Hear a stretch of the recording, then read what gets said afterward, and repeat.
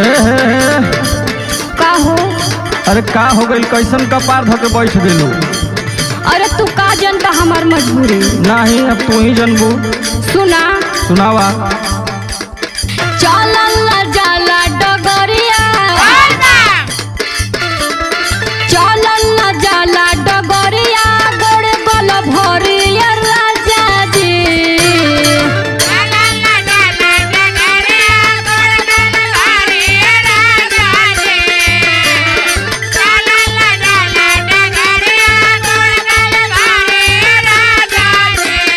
सुनतानी ना? हाँ हाँ सुनत है। चलल जाला डगरिया, गोड़ गल भरिया राजा जी। अभी केतना दूर बाटे,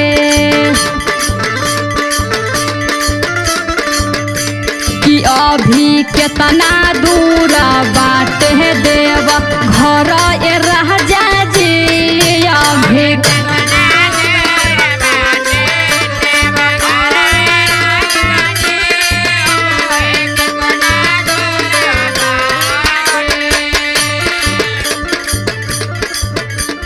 माना हम कैली जिद करके तू आइलू ये दुनिया।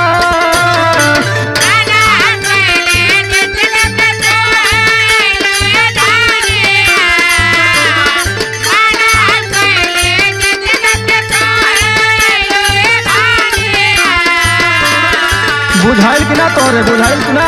अरे बुझात ह। सुना। बोला। माना हम कैली जिद करके तू आइलू ये दुनिया।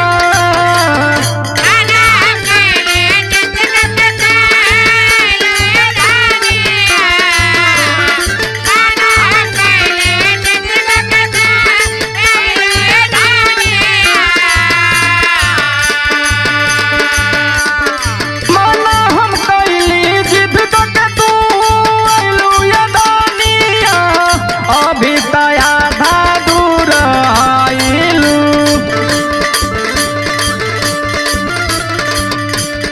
अभी आधा दूर आइलू, थकैलू ये धनिया।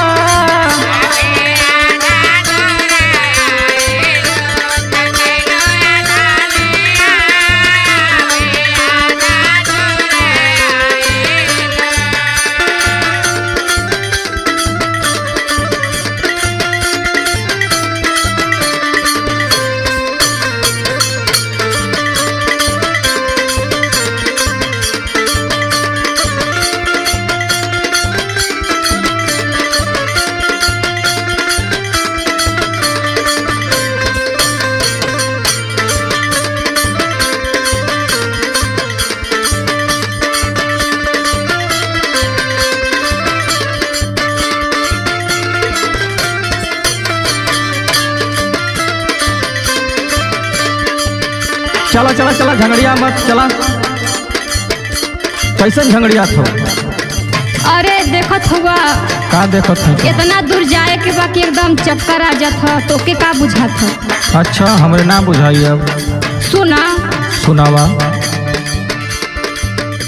आवत चक्कर हमरा लागल बाटे घाम जी।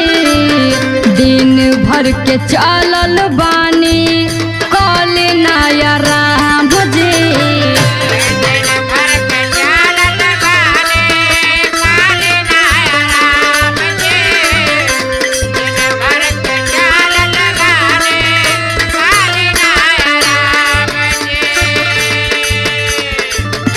आवत चक्कर हमरा लागल बाटे घाम जी। दिन भर के चलल बानी कल नया राम जी।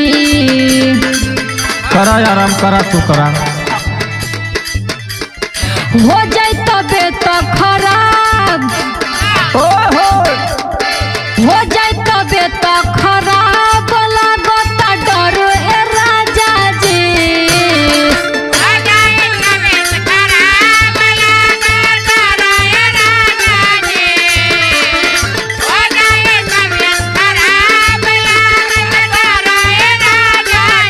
सुनत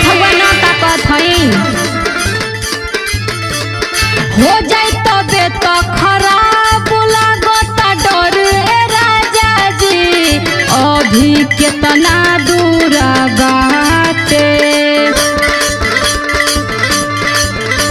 कि अभी कितना दूर बाटे देव घर ए राजा जी।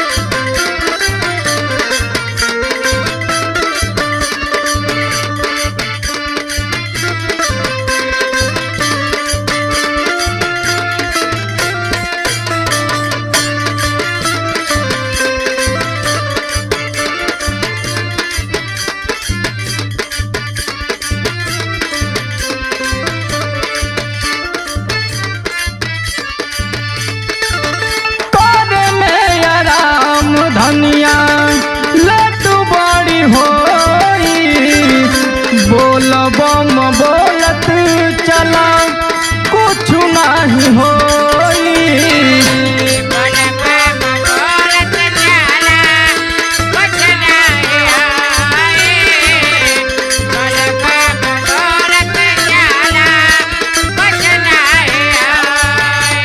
बोल बम बोला बोल बम धनिया लड्डू बड़ी होई, बोल बम बोलत चला कुछ नहीं होई।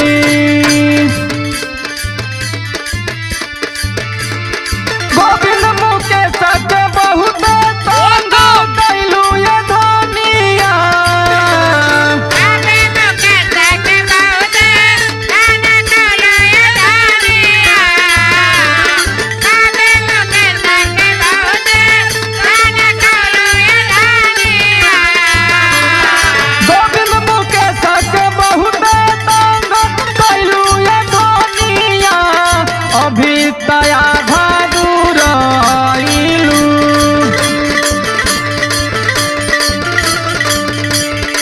अभी तया दूर आइलू फटैलू ये धनिया। अभी